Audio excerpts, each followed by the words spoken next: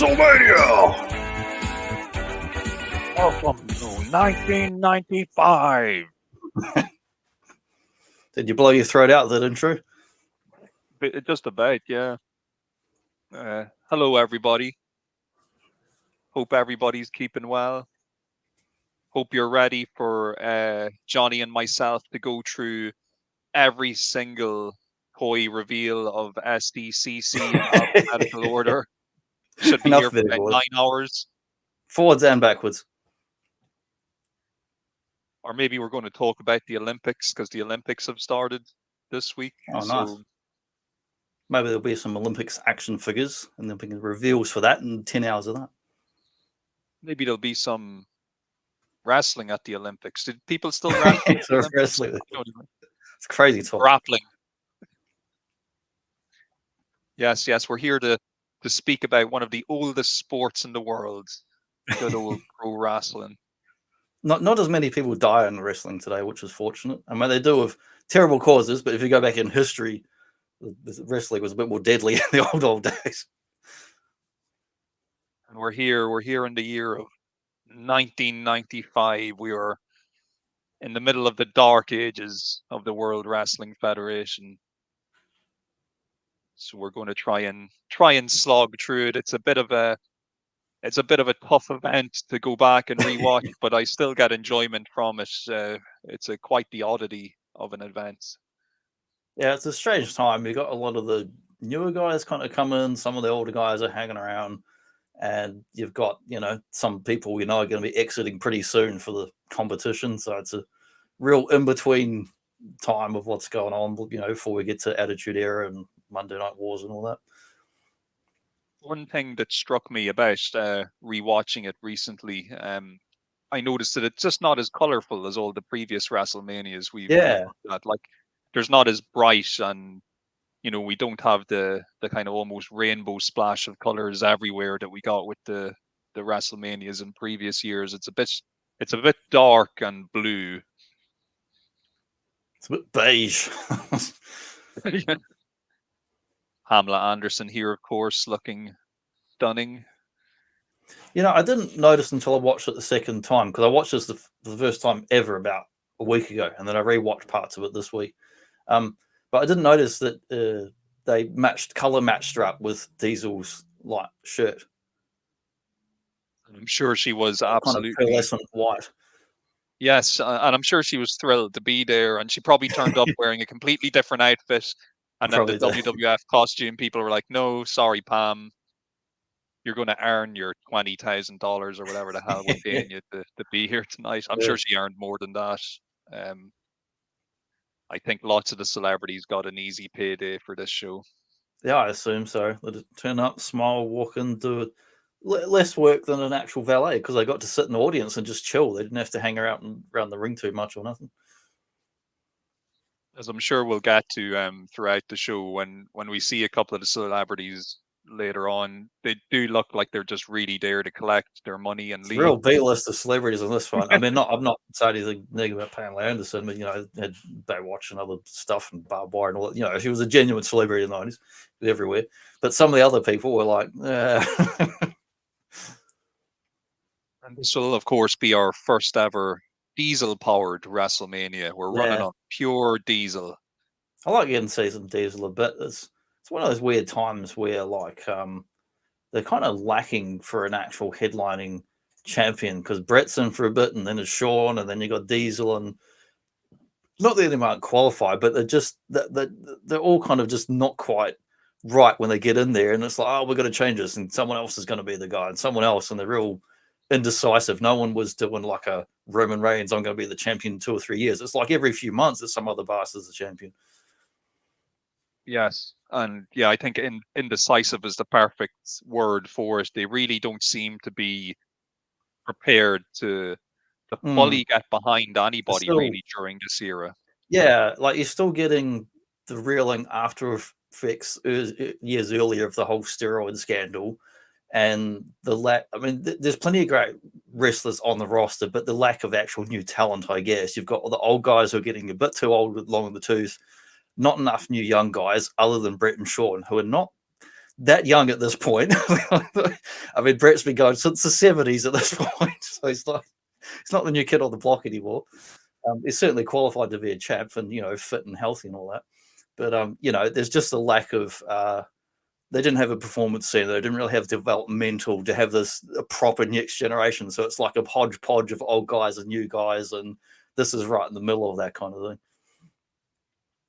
And I suppose another thing that should be mentioned at this time, we are now past the steroid trial and steroid scandal that's been eating up a lot of Vince McMahon's time and money for the past couple of years. And we're kind of seeing really the kind of effects that trial has kind of had on the company. I think over the past couple of years, while Vince hasn't really been able to fully dedicate his attention to the wrestling side of things, we've kind of seen a decline. And I think this show is probably that decline at its peak.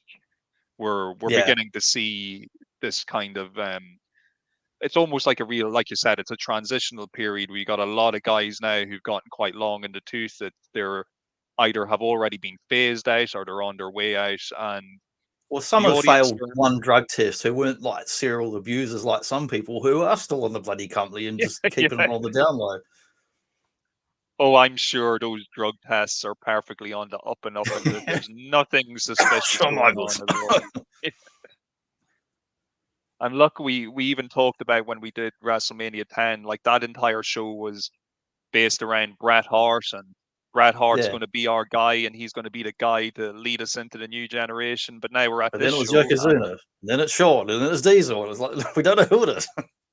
Well, Bret is definitely not leading us anywhere during this show. He's slap bang in the middle of the card. He's that feels very weird. It's like anybody could be the champion now. Like fucking Scooby Doo might be the champion by the end of the event. You don't know. Well, Scooby would have been a good draw. Yeah. Of course, Jerry the King here, one of your faves, going to be announcing with Vince McMahon tonight here in the Hartford Civic Center in Hartford, Connecticut. Really the home territory of the McMahons. They love their Connecticut connections, so they must feel right at home here tonight for WrestleMania 11. Will we be in heaven for WrestleMania 11? Who knows? And you know, speaking of guys, sorry, go ahead. Oh, I haven't seen like I've watched some stuff early 90s, like 80s before this, and some after it. And this particular right in the middle bit, I haven't seen some of these groups and tag teams. Like I hadn't seen Luger with Bulldog before, and I thought that's an unusual one. But I do like that they kind of went with the flag things on the outfits, and they're obviously both big, massive bodybuilder guys, so they kind of looks good together. Yeah, I like the Allied Powers tag team. Feels like a kind of no Mega Powers sort of thing. And they're going up here. The team of Lex Luger and British Bulldog. They're going to go up against the Blue Brothers, the team of Jacob and Eli Blue. That's why they're glowing in that blue light. They're being managed here by Sabakaya, Uncle Seb, or who we would go on to be Seb Coulter, and who many people now enjoy on the Dirty Dutchman Tell podcasts, Story Time with Dutch. So he's a veteran in the business. But this is, you know, we were talking a little bit about how people are kind of being phased out and moved down the card. This is quite the come down for Lex Luger, who previously we've seen wrestling for the world title, but now it was getting a big push. He's in a tag team. He's in a tag team match, and it's in the first match of the show. So it's quite a different placement on the card for Lex. He's in the eyes, I think, of the WWF at this point. He's kind of failed them as a potential main event prospect. So they've just kind of found something for him to do. Yeah. I mean, did he fail them or did they fail him? That is the question. That is the question. I think they probably more failed him than he failed them. You know, he went on to do more good years in WCW before and after this. So yes, he did. And I suppose it's no harm mentioning, since we are in the year 1995, this is going to be the year that WWF get a serious shot in the arm when it comes to the competition, because Nitro is going to launch, and Lex Luger is going to be on that first episode of Nitro. Yeah, that's right. Is Deal. it Mall of America or something like that? It's a big mall That's anyway, right. and it's got all the people going up the escalators. I've watched that on network, the very first ever Monday Nitro. That was cool, and Luger comes out.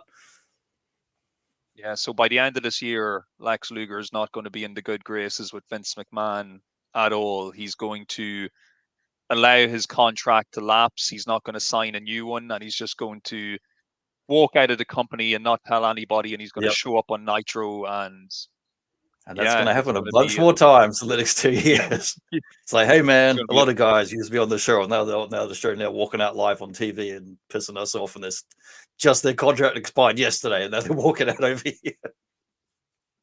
The team here that Bulldog and Luger are wrestling, the Blue Brothers, they would have an actual quite a long running career in wrestling as well. They would later have both their heads shaved and become the Harris brothers. They're the disciples of Apocalypse. You'd see them later on in the late 90s during all that kind of gang war activity. With Crush, they're two was in there twins. as well. That's right. That's right. It was like but here they're Lucky Gang versus the Skinhead Gang and versus the Nation of Domination and all that. Oh, versus the Spanish Gang as well. And they are a couple, supposedly now. Obviously, I don't know these people, but supposedly they are actually legit skinheads when it comes to the old white supremacy and all that stuff. They've got some questionable, morals and allegiances in real life. But back then, here and now in 1995, they're portraying hillbilly men from the mountains who are going to war against the Allied powers. It's actually a very strange situation. It's like, what are these two mountain men doing, feuding with the British and the Americans? Yeah, it feels like you've got an 80s tag team like the Hillbilly versus these 90s tag team where you're decades apart while you're together. And it's not a bad little match as an opening match. Really, the most exciting parts for the crowd, I think, are the actual entrances of the Bulldog and Luger.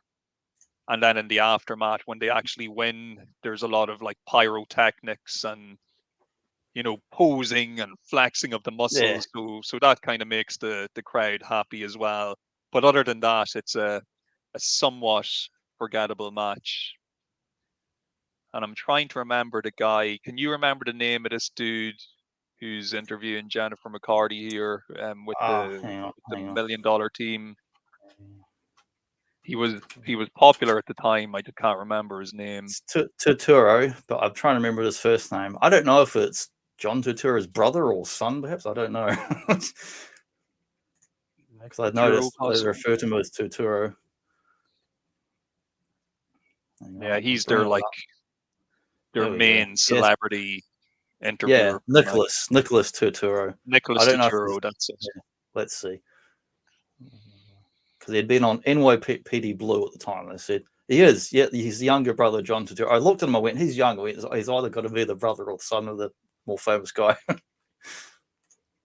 He does a pretty admirable job during the night of being a backstage interviewer. I suppose of all the celebrities they got for this, he did a good job.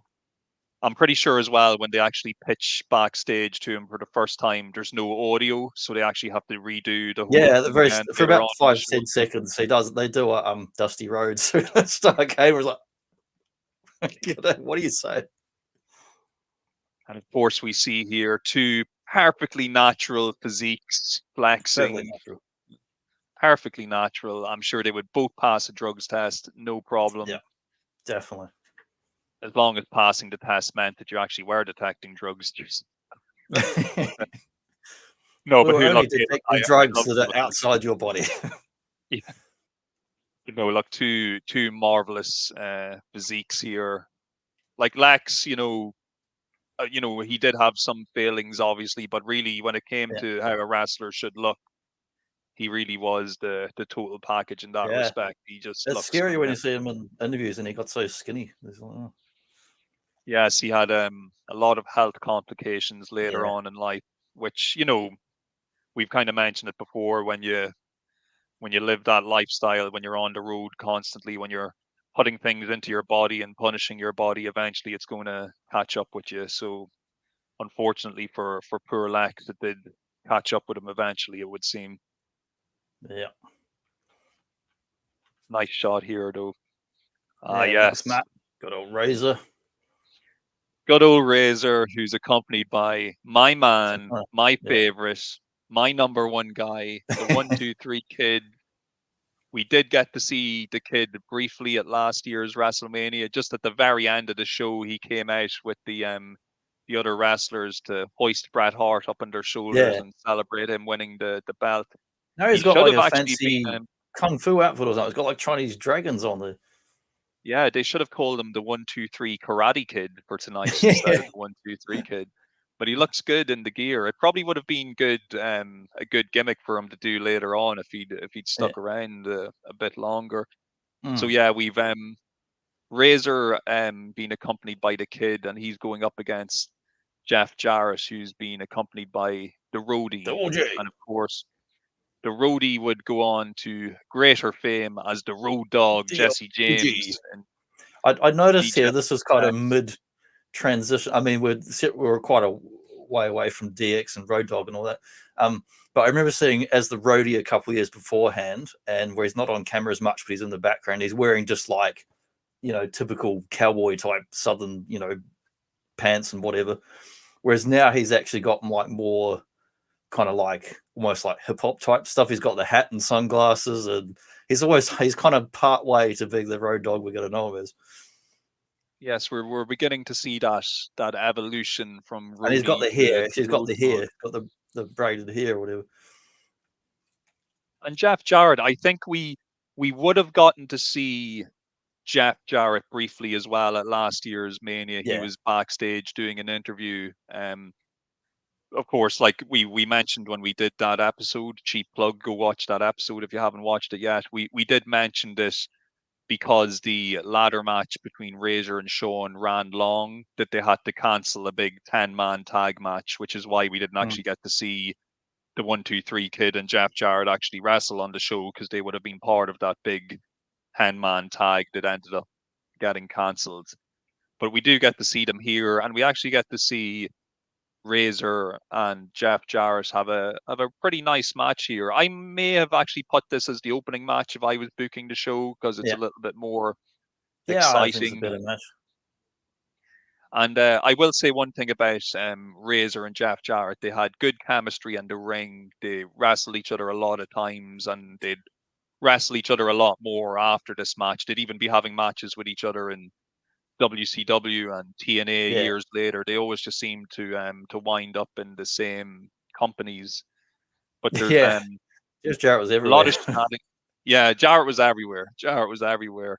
There's a lot of shenanigans in this match. It's quite hard for the two main competitors to keep their corner men out of the action, because Rudy is interfering, and then the kid Yeah, when he tries to get the jumps into the razor's ring, edge or whatever, and he just trips him.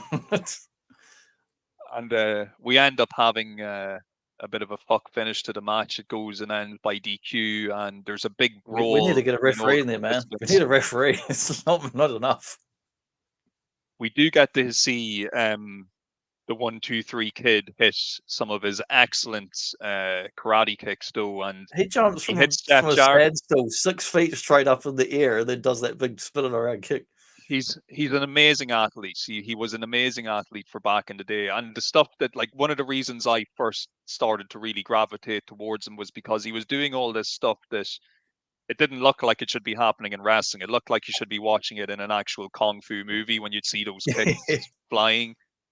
But like poor Jeff Jarrett, as we can see from that bottom picture here, like he took one of those kicks right to the nose, and like it just busted his nose right open, and the kid was kind of famous for, he could deliver his kicks with force on occasion. Even Bret Hart has mentioned before that when he wrestled him in their famous Raw match, that he almost put his jaw out of alignment because he kicked him so hard in the face. But I guess that's what happens when you're actually trained in. I think he actually was like a proper karate guy, for want of a better term. Like you can actually go and Google image. There are pictures of covers of martial arts magazines with the 1-2-3 kid on the cover before he got famous as a wrestler, just because he was like a kind of a martial artist, for want of a better term. So he did kind of have that background outside of wrestling. But this whole deal, it's a really fun match. Everybody involved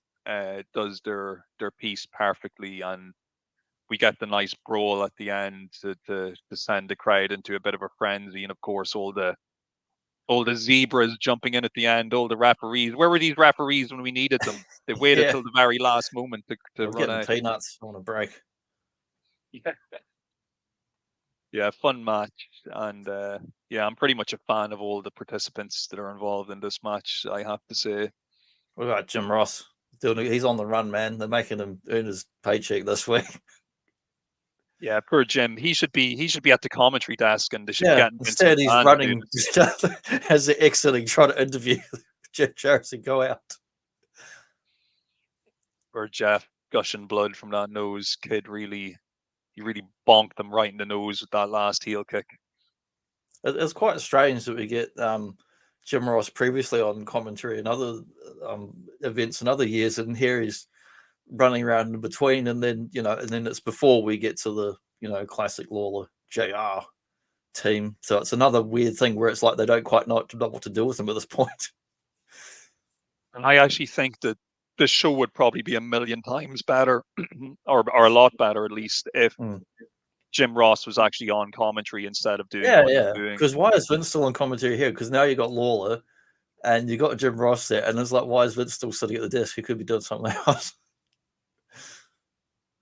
Yeah, but look, they would soon learn the errors of their ways, and Jim Ross would be where he belongs at the desk. Of course, I think they fire him at some point in the next few months before hiring him back again. So, and then they fire him again years later after he did so much for the company. Yeah, because he wasn't just he went from being not just commentary but helping to actually headhunt new talent into the late 90s and all that, and helping to not so much coach or train people as in like wrestling, but as in the business side of stuff, like kind of coaching. Of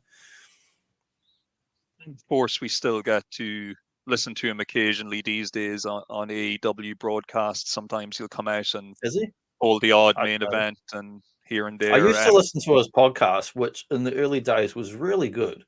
And then they kind of ran out of stories to tell, and it's just full of ads and unlistenable. You can't listen to it now. It's just more ads than actual podcast. I think that's probably going to turn out to be maybe not the death knell, but it's definitely something that we're beginning to see now, where a lot of these podcasts with the wrestlers and wrestling personalities that have been on the go now for nearly 10 years. Like, how many more stories can you tell about this particular era of time that you've been involved in? It becomes commercial, man, which is fair enough because they're doing it. If you're listening for free, it's fair enough to have paid versions, whatever. I'm not objecting to that, and they've got to still fucking pay a bill and eat a meal. No issue there. But some of them are just so, like the early Ric Flair ones, I can listen to them, Jim Ross. But as it goes on, there's a point where it's just so much ads. It's like there's nothing to listen to. It's just ads. I think the old time kind of wrestling personalities who are still really seeing success in their podcasts, Jim Cornette being the most notable one, I suppose. Well, that's like number one, I think, in podcast wrestling world is massive. He's up to at least 500,000 just on YouTube, and that's kind of blowing up where they put more stuff up there now, and they didn't used to so much, but now they put a lot more up there. Like the Jake Snake, I think he's still going.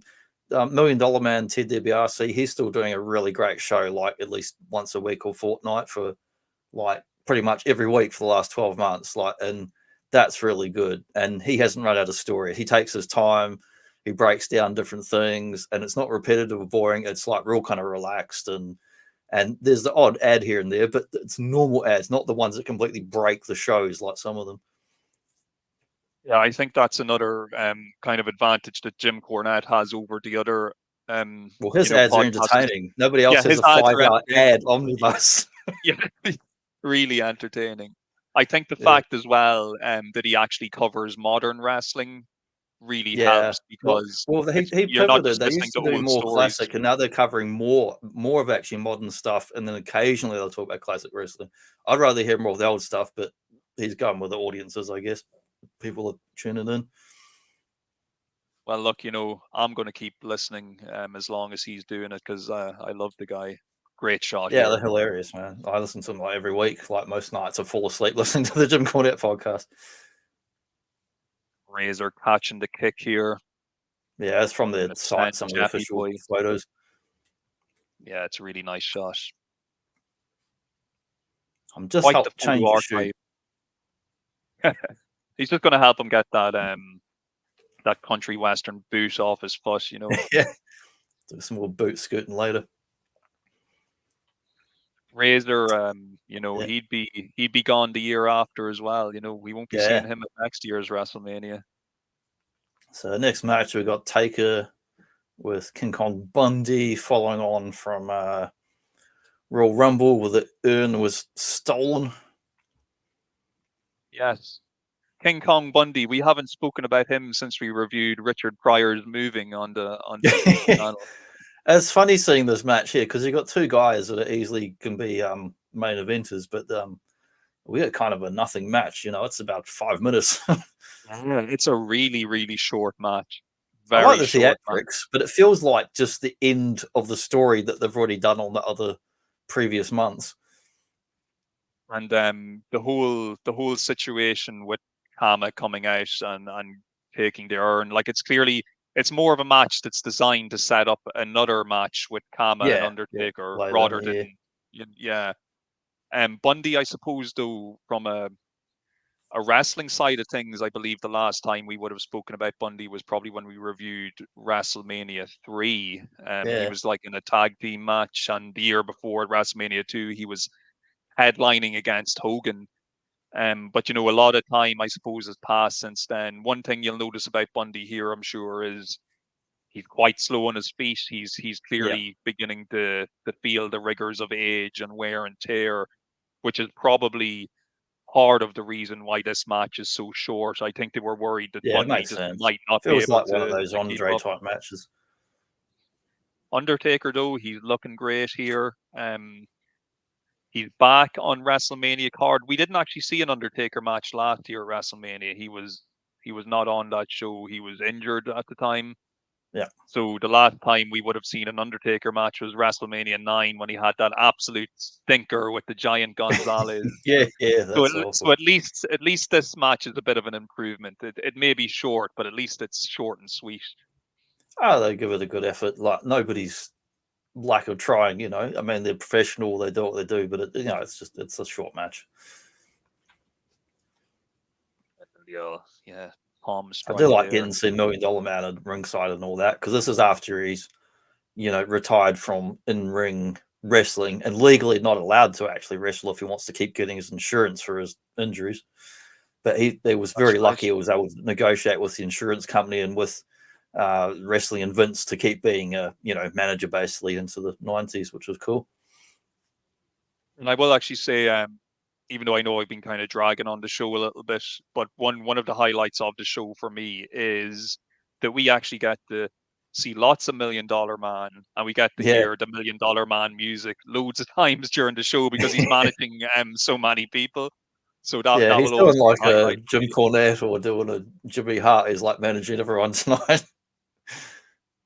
And it's one of those things, the $1 Million Corporation as an idea for a faction, I think is actually a good idea, even though the WWF didn't Yeah. always use them very well. There he is with his million Want an dollar ice cream, coin. kid? You want an ice cream? Come on, I'll give you $1. And you just drop it on the ground. Oh yeah, he'd do that. Of course, the Undertaker's urn, which contains the power of the Undertaker, is going to be stolen at the end of this match.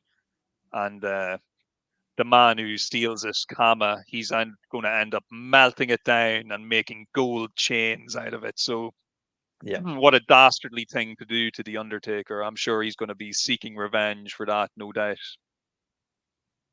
he needs those chains so he can one day power up into the Godfather in his ultimate form. Yeah. we're seeing here now with Undertaker, he's beginning to start that transition into the more modern looking version of himself because his tattoos are beginning to fill up on his arms. He was kind of bare armed when we first But began he's to still got notice. that classic like nappy look though that always like makes me look. It looks like he's wearing a big adult diaper before he gets onto the other types of pants and stuff. And he's still got the classic, the Gravedigger gloves and the and I kind of noticed weird his hat here tops is not over his just black. boots. The hat, he's got the purple gloves instead of the grey, the tie. And at the start, when he's doing the hat's instead of doing just black, it's actually had a purple band around it as well. You can see on that top image where he's walking out there. Yeah, beginning to get a bit more color into his attire as our Undertaker here. These two big beefers slugging it out. And yeah, look, like I was saying, Bundy, he's not in the best physical shape here. So consider all that being considered, he does give a decent account of himself. He did move a lot of the time furniture of Richard Pryor, so full credit to him. So took a lot out of him. He's exactly. And we will see, of course, King Kong Bundy again later on tonight because he, along with his $1 million team stablemates, are going to be supporting Bam Bam Bigelow in the main event later in the evening. So just before we jump on to the next match, I'm just going to wind back a minute because there was actually a sign earlier in this match at the entrance to this top left, King Kong Dumbo. It's like what a random sign. I do love in this era, there's not as many signs and they kind of pause and actually get to see some of the weird things people hold up. There's not a sea of signs. There's just the occasional one here and there. Yeah, and I think we've talked about this before. It's not just people who are bringing signs to kind of advertise themselves. Yeah. Like, look at me, it's me. It's like, follow me. Yeah, here's my Instagram. It's actually people bringing signs that have like kind of storyline beats to them, Yeah. Of course, we see a young that little kid from Home Improvement. He's playing a game of chess with Bob Backlund. Randy on Home Improvement, and he was the voice of the Lion King of Disney, so he was riding high on those bucks. He got too big for that show and actually left it. Yeah, he's doing really well for himself at this point in time. Playing chess with Bob Backlund, thinks he's such a little hotshot. And of course, we see Nick here backstage interviewing Mongo McMichael, who at this time is still just a footballer but will be later going on to WCW to become a member of the Four Horsemen, which is pretty crazy when you think about it. That this guy is going to be, and he's not only going to be a member of the Four Horsemen, he's going to be like a regular commentator on WCW Nitro for a while as well. So that's pretty crazy. But of course, we get some mystery and excitement for our next match here as the Smoking Guns take on Owen Hart and a mystery partner. And of course, we get two managers. We get Mr. Fuji and Jim Cornette coming out. Who's Cornette's around quite a bit in this area as manager in the last couple of years. That's right. And of course, we saw Jim Cornette at WrestleMania 10 the previous year. He was the American spokesperson for Yokozuna, so we got to manage him in his 2 world title matches. And he's back again here for this tag team championship match now between Yokozuna, Owen Hart versus the Smoking Guns, who we have another future DX member here, Billy Gunn. Before just a few years Mr. now, he'd be Mr. Ass. Whereas poor Bart Gunn would fade into obscurity in a lot of ways. Though was Bart Gunn, was he the one that was in that boxing thing? Yes, that's right. I couldn't because I can't recognize him with the moustache and the hat because later on it's all shaved. This looks different. Shocker, folks! These guys are not real brothers. The Guns are not real brothers. What? I know. Shocking revelation here. Now Yokozuna's actually Japanese, though, isn't he? Don't shut my dreams. Of course. Of course. He's definitely not a Samoan at all. No. He definitely doesn't shout Samoa every time he does a movie. He doesn't say bonsai with a Samoan accent. I have to say, I was never really a big Smoking Guns fan. I always thought they're a little bit silly and just the whole look, coming out shooting cap guns. They're both fairly competent wrestlers and performers. I like them better individually doing other stuff, or when he's with later on with bloody DX and Road Dogg and whatever. You know, Yokozuna, he got a nice surprise pop. Nobody was expecting him to turn up on the night. We hear Vince McMahon on commentary remark that Yoko's actually even heavier than than when we saw him last time, which I believe is true. We can see he's kind of piling on the weight. He's got a big beard now as well. He's kind of letting himself go a little Bret bit. Hart book mentioned it, so it must be true. He said when they were on tour in Europe and that, he was getting like his heaviest weight basically ever. Luckily enough, we have the phenomenal Owen Hart as the glue that kind of holds this match together, and he's as athletic and exciting as always Yes, in the ring. But to be and fair to he's got my everybody, favorite outfit on, the black with the highlights of pink, not the I love bloody it. other outfits where he looks like a bloody roadworks construction worker or something. The other outfit they put him in years later. I love the King of Hearts logo on his Yeah, the King of outfit as Hearts, that's well. the It's very, best. and you know, this is a fun match. I have to say, Yoko and Owen actually do have good chemistry as the big man little man tag team, and you know, it's a bit of a damning indictment of the smoking guns that we have two hated heels, two anti-American heels, and they're also being managed by some very vicious heel managers. The crowd Yeah, are still kind of really into them and kind of popping for yeah, everything they do, yeah, and they're happy when they win the belts from the smoking yeah. guns. There's actually applause. Owen's So, so happy he's literally jumping for joy off the ground at oh yeah, ultimately. the big like And he I just love that. won the gold medal. I love that. Even though the old previous tag teams are gone, that they still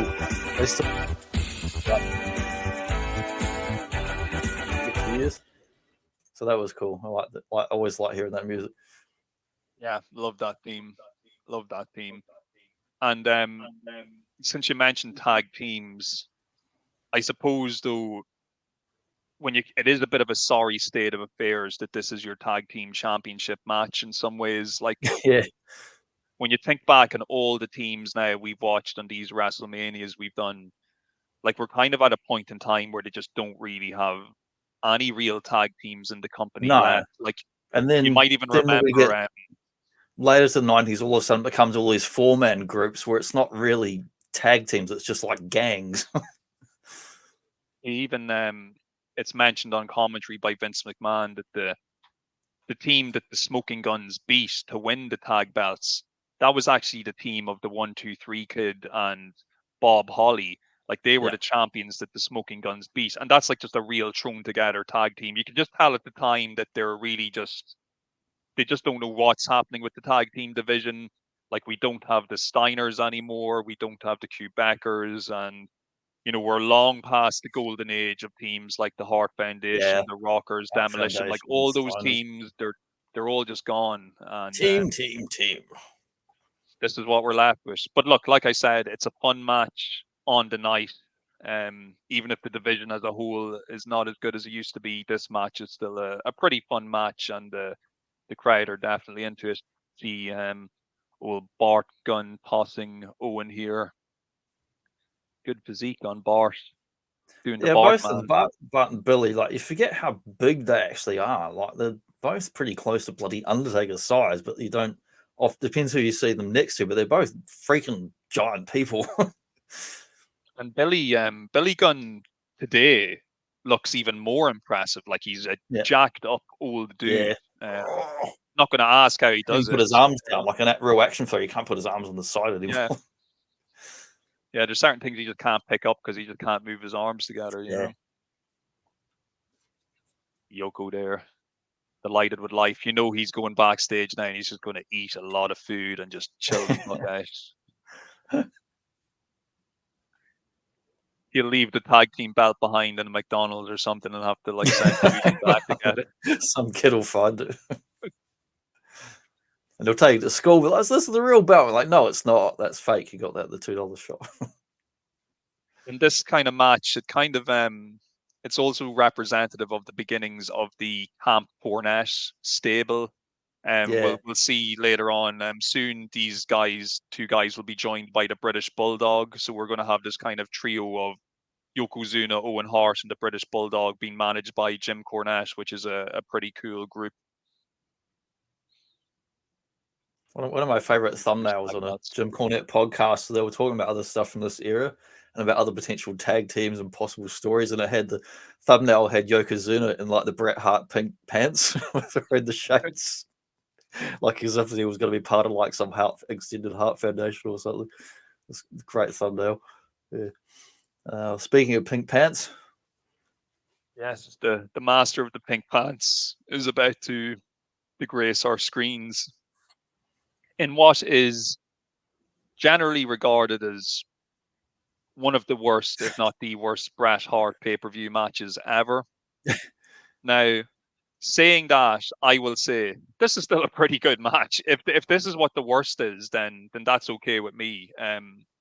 Both guys still do a good job with what they're given. There's another entries where you got Roddy Piper coming out. There's another classic sign. Can you read what it says? Close your office, Bob back. I just pissed myself laughing when I was watching that. Oh, I love it. I love it. And look, Piper, it's another nice surprise on the night. Yeah, to see he's got the cool T-shirt with Taz, the Warner Brothers Tasmanian Devil on the shirt. And Piper, maybe a little bit to the detriment of this match, he kind of steals the show, because I find that when I'm watching this match, and even when you're rewatching it, you tend to pay a lot more attention to what Roddy Piper is doing than actually watching what the other two guys are doing. Yeah. Because you just love hearing him on the microphone going, I was like, do you quit? Do you give up? Do you quit? Is it over? What do you say? What do you say? But yeah, it's a very what you would probably describe it as it'd be like a slow paced technical match that the two guys here. And Backlund and Bret, they actually had good matches prior to this. Like, they had a good match at Survivor. Yeah, they had the throw in the towel, whereas Helen where Bret's mother was there. That's right, and it all kind of it was interwoven with the feud between Bret and Owen, and they did have pretty good chemistry in the ring together. Unfortunately, by this time, the feud has run its course. There was really felt no real need for this match to even happen, especially at WrestleMania. It's a bit of a waste of Bret Hart's time, in my opinion. Yeah, it does. It was a bit of a dud. I'd rather watch one of those Jerry Lawler kiss my feet matches. Yes. Any day of the week. Any day of the week, I'd rather watch Bret and Jerry the King Lawler match than Bret and Bob. Especially if he's talking about his mother and talking trash and stuff. It always cracks me up. And even for the stipulation of the match, because it's supposed to be like an I quit submission, but when Bob finally gives up, he doesn't even say, you can't even make out the words he's saying. He's like, what do you say? And he's like, it's another fake I quit match, and it's like there's at least 3 in that decade. There's one we had the other year, and there's another one later on coming up years later with the Mankind one again, where it's an I quit and no one quits, and they're just like, oh yeah, that's it, ring the bell, and nobody quit.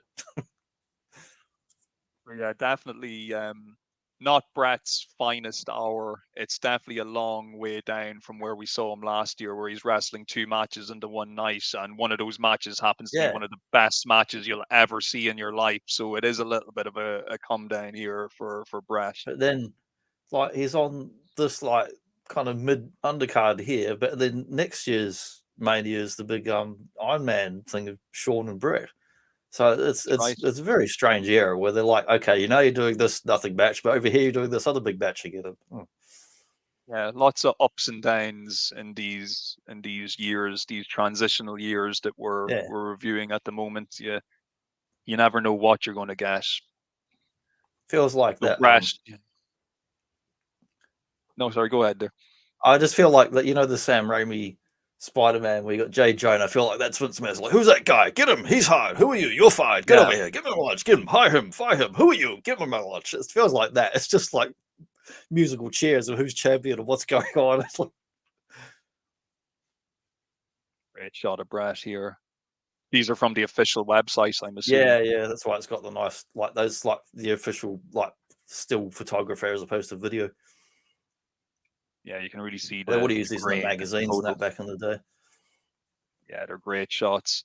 And look, I know I'm dissing the match a bit. It's still a pretty decent match for what we get, and Bob Backlund, can't take anything away from him. The man is a legend. He one of the longest reigning WWF champions of all time, an excellent wrestler in his day. And like I said, him and Brett did have good matches before this one. It's just that by the time they're having this match, it is just really, it's long run its course. And yeah, oh, that's a great shot. Nice. That's my I'd next say book that's a to good read. move. I'm just finishing up my Becky Lynch book, and then I'm on to this one, which is it was out of print for years, and it got republished last year. But that's like massive. It's like his whole career in that. I'd say you'll enjoy that. Nearly 500 pages. I'll be getting into that one. Wow. No doubt Bob goes into intricate detail on his life and career during those 500 pages. Yeah, he's an interesting dude, and he's one of those guys where outside of wrestling, he's a pretty straight shooter when he talks about stuff. And yeah, a cool dude. And he's still kind of semi-active today. He'll still make appearances at conventions, and he he's reminds still me of very like sharp. Ric Flair and the conditioning, but without all the booze, of course. Or Jack LaLanne. He was just a guy who like always did his conditioning and always did his cardio. Even when he was getting older, he stayed fit as hell. There's the He's infamous not quite quitting bit where he's not even really saying it.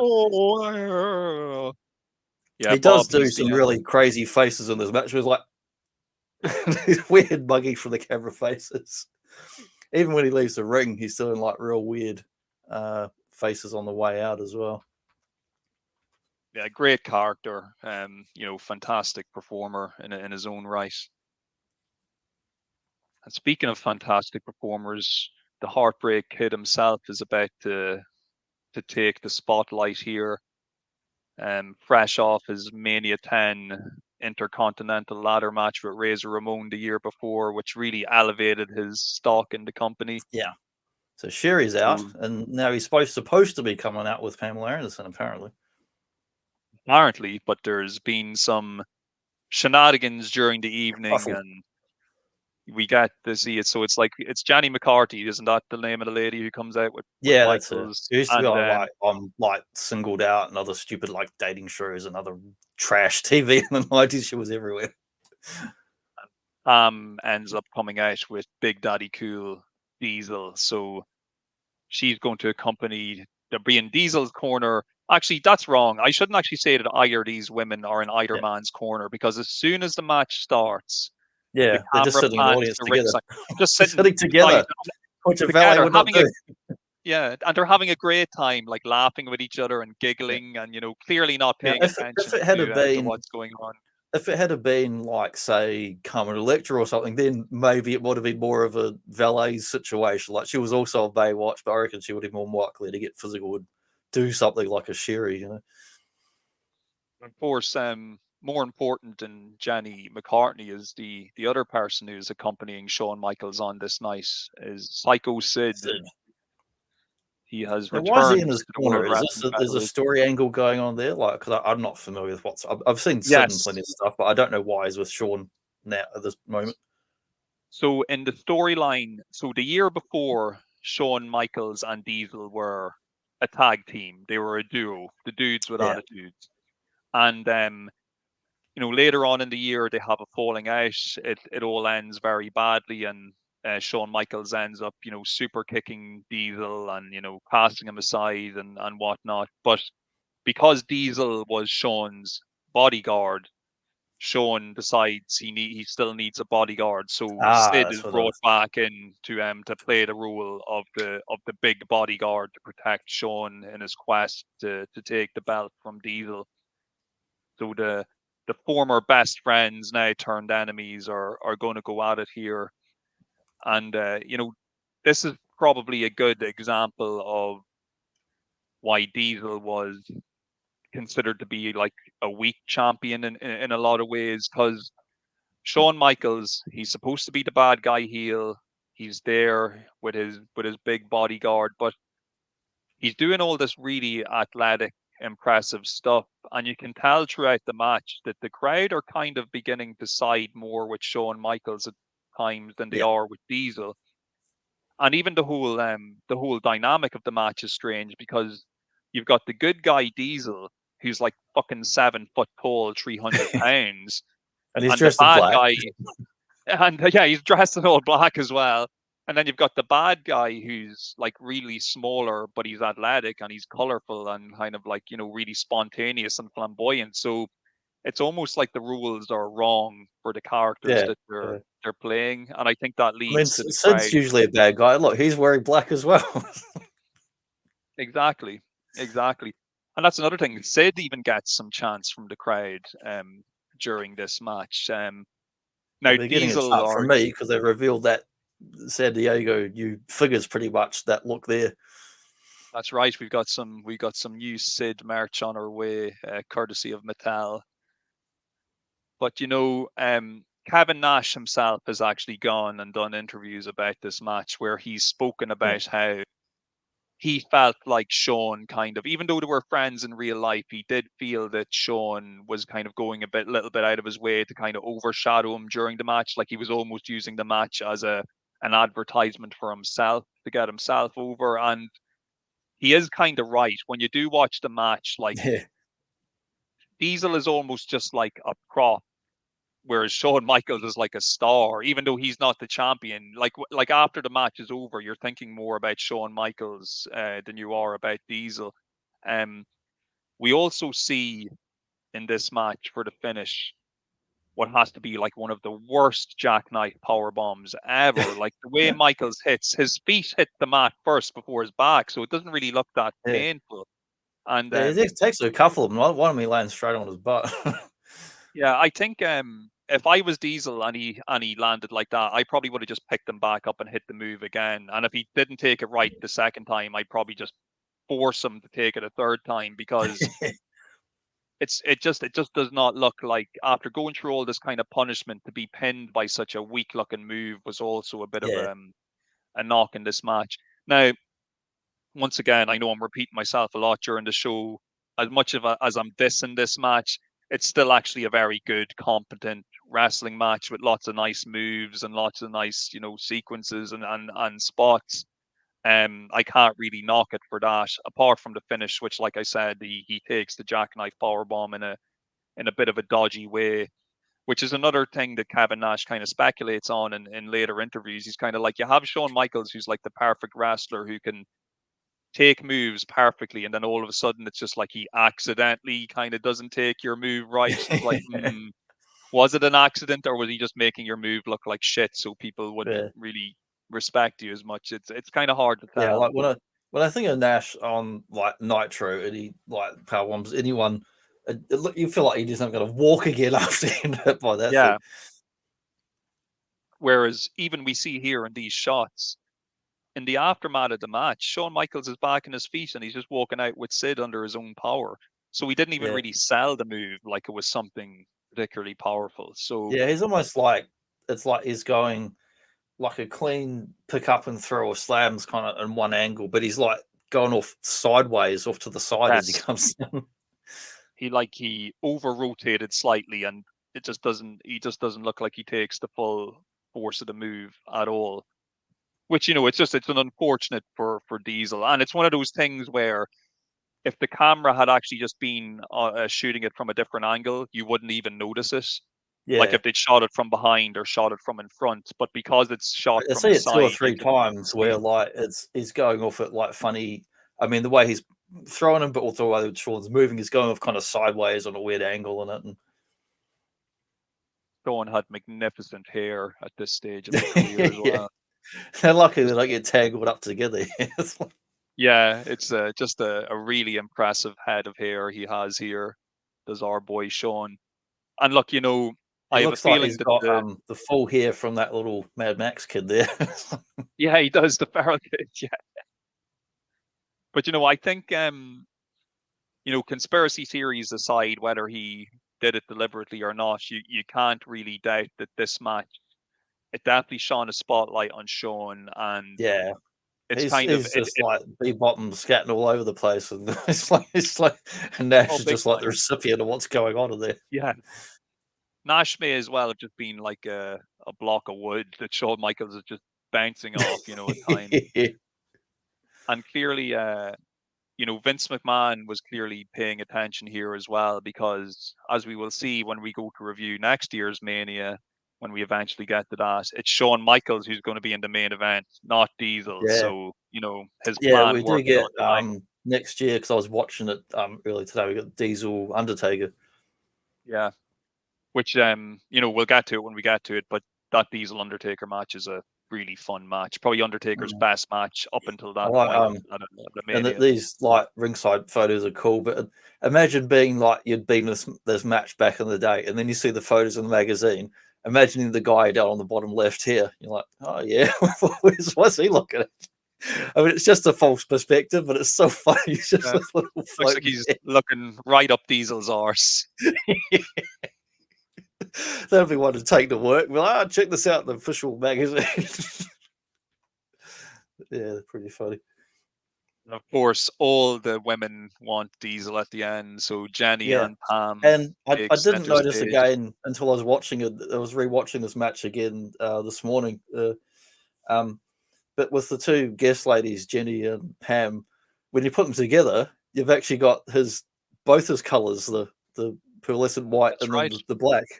So it's like kind of a little tell that like what's going to happen at the end of the match. And of course, as we mentioned earlier, the two ladies, they just sit beside each other at ringside for the whole match. They don't play a Yeah, part in the match at all. no, not like Sherry And when she's with Sean and they're both wearing the white outfits and she runs interference and does all sorts of stuff. And oh yeah, it's like I you can couldn't see an even commit. ECW t-shirt up in the back corner there. Just noticed it. Yes, you can. Yes, you can. Well spotted. And it's a real one. It's not like it's the one from back there, not some other one later on shirt. Oh yeah. Oh, if you're seeing an ECW t-shirt in 1995, that is the Yeah, real deal. Yeah, but Diesel, look, I like the guy. I like Kevin Nash. It's just that you can kind of see he just was not the guy to put your whole promotion behind, especially at this no, point in not at time. that It just time. And didn't I work. don't, it's not even like it's his fault in any way. It's just one of those things where the company was at that time. It just wasn't the right time. And this picture we're looking at here, you would really expect that to be like the show closing shot, but it's not Yeah, even the well, main I mean, event. normally it is, but they did one of those fancy shuffles where they basically switch the end event and the main event. Yeah, and I think that's I should say another. the It's title another match. thing. It once again, though, it makes Diesel look like less of a main eventer because Yeah, you're not even to get giving him the upstaged last by a match on the footballer. night.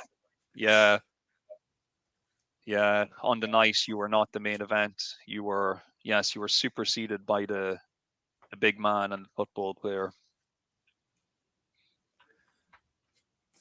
Speaking of which, Main event. the main event. Now, And I don't know nothing about football, but apparently the lead up and advertising to this Mania got them a bit of a pop because this footballer guy was popular enough to get them more mainstream media attention. People outside of wrestling and wrestling fans. yeah, and look, I'm like you, and way back when we spoke about WrestleMania 2, when they did that football players and the Battle Royal thing, Yeah, when they we nearly didn't know. busted the ring, I reckon all those guys in there. The only guy we knew back then was the Fridge because we knew him as a GI G.I. Joe Joe. leader. And in this one, the only one I really know is Lawrence Taylor, the guy who's actually wrestling Bam Bam. And then the only other Yeah. guy I know is Steve McMichael, because we talked earlier about how he'd go on to be like a WCW guy. Yeah. All these other footballer guys, I couldn't pick them up. I couldn't pick them out of a lineup. I just would not have a clue who they are, who they played for, if they were big. I'm assuming they were all big stars of the era, which is why they've been selected to appear on Yeah, the they got to show. be. Of course, though, we do get to hear the excellent $1 Million Man team music again as the entire $1 Million Yes. team runs out to the ring. You got like King Kong You see, Bundy. You got he's down in Tonka. the bottom corner there. We get to see Yes, first doing we the get to see him run. on the little screen, and you get to see the nice pictures of him behind, and then they all start coming out because there were so many of them coming out. It's nearly like 5 minutes. All these different guys running out. So we got Bundy is back out. We got Tatanka. We got Kamal, or not Kamala, Kama. we have Nikolai Volkov, and we have Aaron R. Shyster. So those are all the I think it was corner men. Iris, was it? And these guys, they're out here with Bam Bam to just act as like smoke and mirrors to basically kind of cover for Bam Bam and LT when it's needed. Yeah. And we will see the $1 million team roll with the team of footballers as well to kind of get the crowd all riled up and excited. Now, I'll just say a couple of things. Like, I know I've kind of already made my comments about the world title match, and maybe it should have been the main event and whatnot. I will say one thing for this match. Bam Bam Bigelow does an absolutely excellent job in making you believe that Lawrence Taylor actually is a wrestler and that knows what he's doing in the ring. And I think that achievement alone should be something that Bam Bam Bigelow should be proud of. Like, the story supposedly is that, like, Lawrence Taylor literally had hours worth of training, like not even days worth of training. Like, he was like really, really just totally like total deer in the headlights, had to be kind of talked through everything, kind of led along. This match also kind of exposed maybe just how fit and healthy a football player was compared to your average pro wrestler, because believe it or not, this match is actually supposed to be about 7 or 8 minutes longer than it actually turns out being. But kind of 20 midway through minutes. the That's match, a bit of a long intro, isn't it? I think midway through the match, Lawrence Taylor kind of signals to Bam Bam and Pat Patterson, who's doing the referee, that he's like not really, he's gassed. He's not really fit to go the distance. So they I start know rushing through things. When on the right side of the screen there, when he picks up Bam Bam, I mean, I should say Bam Bam is basically doing like almost like a handstand up onto his knees, like Tombstone style. So he's going up for him. He's no way he's fucking lifting him. But when he's doing like almost kind of half powerbomb, half pole driver sort of thing. But when he goes kind of a little bit sideways, and then as he puts Bam Bam down, you can see he lost his the weight and force. He just like boom straight backwards. The force of even counterbalancing him for a moment just knocks him over. Yeah, there's definitely a couple of times where you can even see this LT's legs look like they're starting to shake because he's obviously exhausted, and he can't do his lifts. And it's not just the weight. Like, I'm sure if he got in a squat rack, he could probably squat the weight of a Bam Bam, because footballers are fucking strong. But it's the momentum. If you're not used to throwing someone, especially someone who's very round in the middle, like Bam Bam or a Bundy, it's very different than throwing someone who's tall and lanky like me. All that mass all of a sudden just starts caving in on you. And the crowd here on the night, they're really into LT. Like, he was clearly a big star for that market. Like, everybody knows who he is. There's lots of LT chants breaking out throughout the match, and they are excited to see what he can do in there.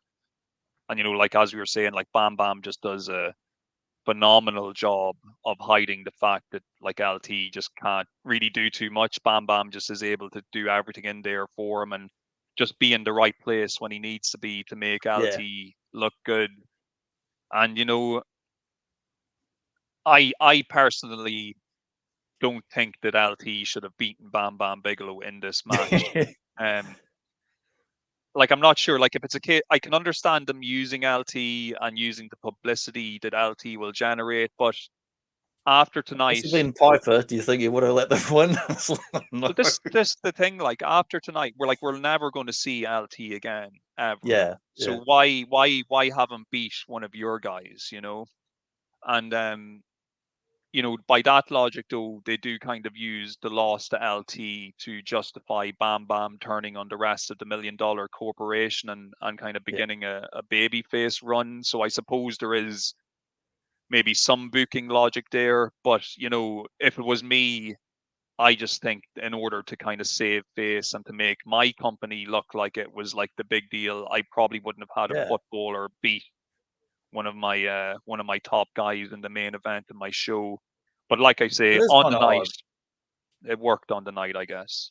Oh, it's enjoyable, but it is kind of odd. It's like, imagine it being like, I don't know, someone who played golf or something coming in and like beats the Undertaker. You'd be like, what? Yeah, exactly. And then also look, and I know LT is the big celebrity, but even the pay disparity for this match, Bam Bam Bigelow got paid $250,000 for this match, which is no small amount of money.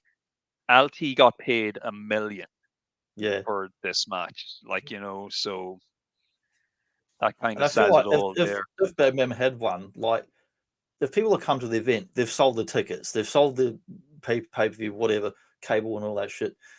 What they've made the money before we even get to the match, so it makes no real difference if Bam Bam had won. I mean, it's better, looks better for him, but it's not gonna. It's it makes no real difference either day as far as they've made their money either way. So it's like, why not have Bam Bam win? Yeah. And look, I love Bam Bam. He's probably maybe my second favorite big man ever after Vader. Like he was a great Yeah, talent. He could do so much stuff in the ring for a man that size to be able to do like moonsaults and cross bodies and diving headbutts and all those cool things that he was able to do. It was amazing. And he was an amazing wrestler, and rest his soul, he was taken from us too early.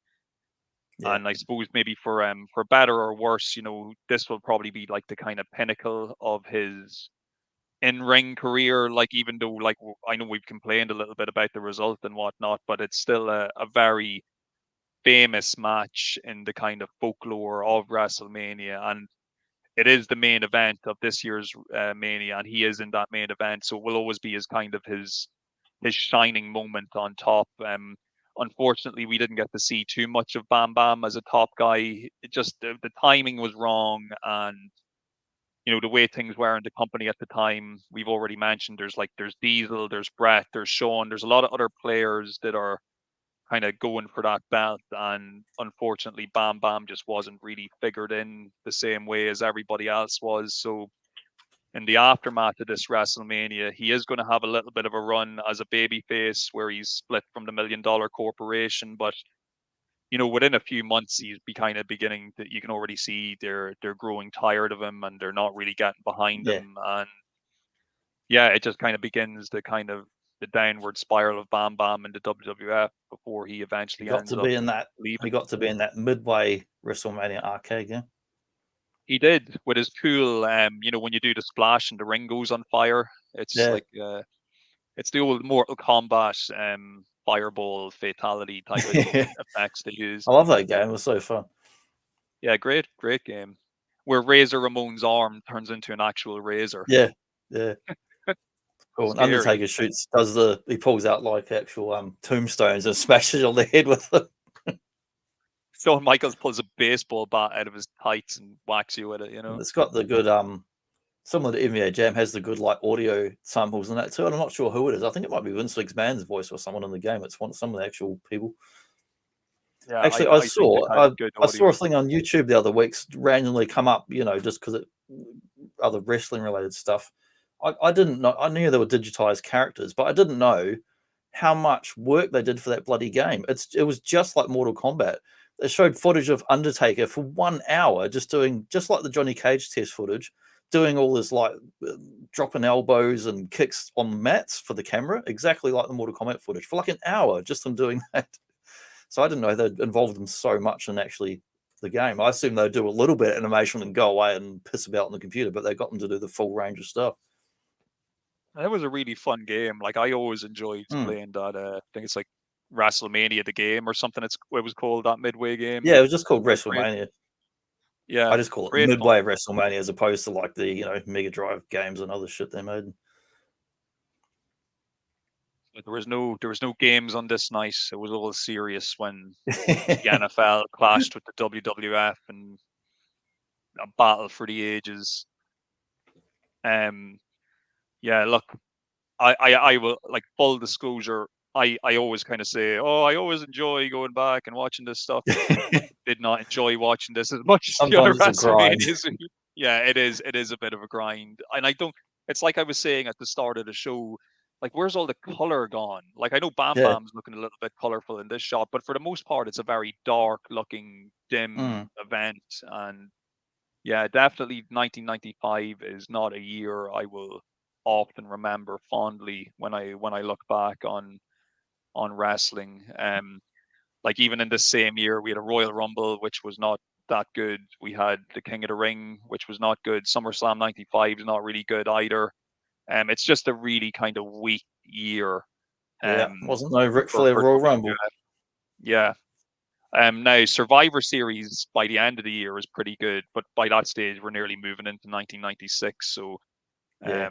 you know, everything leading up until that was just pretty meh, and this WrestleMania unfortunately was kind of in the middle of the road in that respect. So, don't get me wrong, like there were some shining moments. Like I did enjoy Razor and Jeff Jarrett, and even though I complain a bit about the world title match, there is still good wrestling to be found in the world title Yeah, match. but it feels like SHAWN. most of what was on this, you could have just had on an episode of Raw or whatever. Yeah, It doesn't feel like a big sellout event, or there's yeah, nothing comparing to a bloody Macho Hogan or Hogan Andre or anything that's really like get you excited and think, yeah, this is going to be cool, epic, and it's like just yeah. I okay. would It's like, just okay. And I'd say, you know, domestically, if it wasn't for the whole football connection, it probably wouldn't have really been a must-see show at nah, all. And yeah, and I suppose though, like we said earlier, me and you were not like big American football guys, so we probably lose a bit of the allure of this show even when we go to rewatch it, because we just don't know who half of these guys are and why they're yeah, supposed to be but a like big deal. like if I look back at like kind of 93, 95, like Starcade, Bash at the Beach, there was probably more exciting stuff going on at the Yeah. competition for their pay-per-views. Oh yeah. Look, WCW was definitely better in 1995 than the WWF was, in my opinion anyway.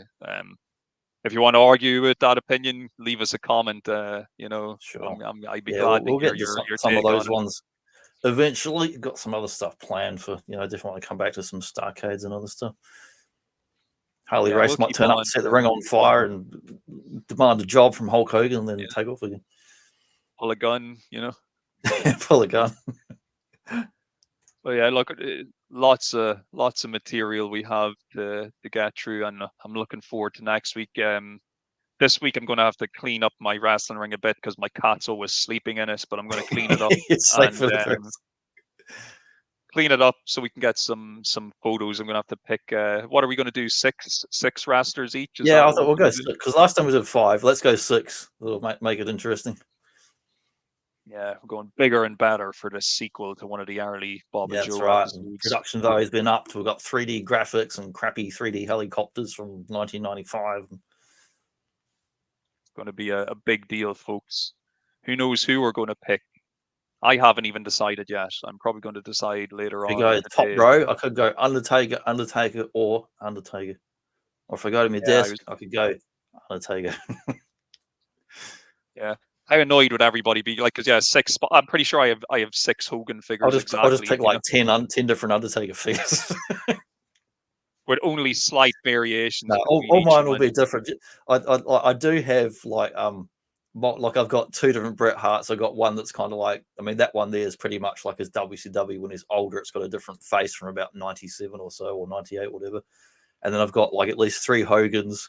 I got 2 of that Mr. T now, like one where I've got the robe and one without the robe, who's just in his shorts. And so there's a few guys I've got different versions of, but not that many. But I have got 3 different Undertakers. I'm still going for a 4th. I want a classic hat and trench coat, dead man, the early years look. Where can I get that John F. Kennedy figure? That's what I want. He's only there as a ringside manager, so they haven't made that figure yet, unfortunately. It's just doing a little cameo.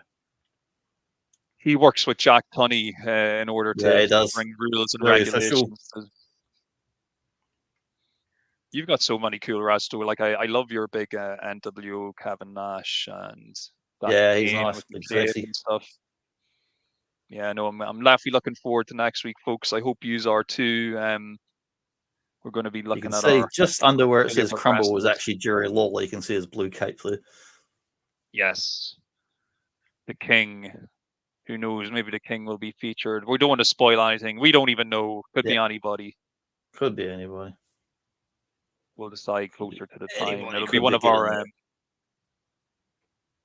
We'll have a nice little ramble and a bit of a natter. We generally tend to when we do kind of toy shows, we tend to ramble on a bit because the Oh, yeah. conversation can We're go in rambling. many We're talking directions. about anything. Rambling Ricky Rhodes, the Banana Man. Yeah, I hope you folks enjoyed us talking about WrestleMania 11. I hope you enjoyed us talking more about WrestleMania 11 than you possibly enjoyed the show. Yeah. And maybe some of you didn't even watch it, so lucky you. Yeah, Oh you yeah. lucky bastards. So And this 1 is week from another now, show. we've got Wrestling Figures. 2 weeks, we've got No Holds Barred, one of the dodgiest movies of the 80s. Putting it out there right now, folks. If you've not watched this movie, it is up on YouTube. You will find the full version of the movie. It's comedy gold. It is comedy gold, not for the right reasons, possibly for the wrong reasons, but go and enlighten If you yourselves. wanted to see, Watch like, the movie. if you like in Rocky, where you get Mr. T, and then of course another you get Hulk Hogan turns up as Thunder Lips, and that opening match, and it's real kind of over the top and out of tone with the rest of the movie. If you want a whole movie that's like that version of Hulk Hogan, this is that movie. Yeah, seriously, folks. Even if it doesn't matter whether you like wrestling, don't like wrestling, watch this 1986 movie, No Holds Barred. You've a bit of time to watch it before we cover it on the show, and I have a feeling you'll enjoy the Boba Joe show a lot more if you've watched this No Holds Barred movie Sure. before listening to us. And it's because got it is fun, crazy. 80s kind of bit part and cameo actors and stuff. And I mean, you've got actual walk-on wrestlers, but you've got, characters from other 80s films. You're like, oh, I've seen that guy and this and that guy and this, and Yeah, might even get to see an appearance from the Irish Dragon. Yeah. Or the 118th Man. Or the 118 Majestic One. Man. Who knows who'll show up? Could be. There's all sorts of walk-on cameos. I look great. That's an actual publicity photo of me when I was actually an active wrestler. You I've weren't on hardly any kind of aged a day. special horse pills or nothing. Oh man, I was 100% natural back then. I was doing 13 hours a day in the gym and consuming 30,000 calories a day. That's why I don't do it anymore. Yeah, some good shows coming up, and I'm looking forward to it. Hope everybody else is. Well, thanks for tuning in. Leave a like or a comment if you care to. Enjoyed WrestleMania, hated WrestleMania, whatever. Anything's welcome, and we'll be certainly talking about more wrestling in the future. Take care, folks.